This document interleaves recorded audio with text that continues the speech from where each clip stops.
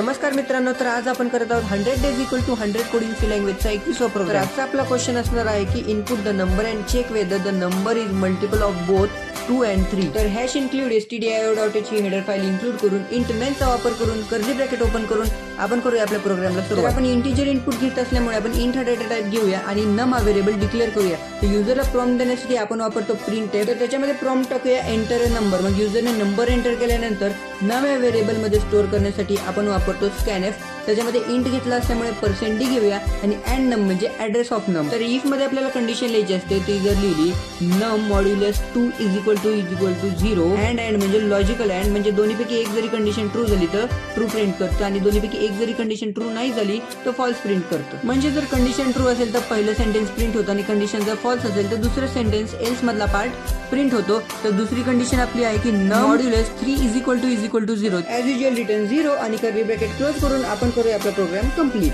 तर आपला आउटपुट आलेला आहे एंटर अ नंबर। जर मी तिथं 7 हा नंबर एंटर केला तर तो मल्टिपल 2 आणि 3 नाहीये, त्यामुळे तिथं सेकंड सेंटेन्स प्रिंट होणार आहे। आणि जर मी इथं 12 टाकलं तर ते ऑफकोर्स 2 आणि 3 ला मल्टिपल आहे, त्यामुळे पहिलं सेंटेन्स प्रिंट होणार आहे।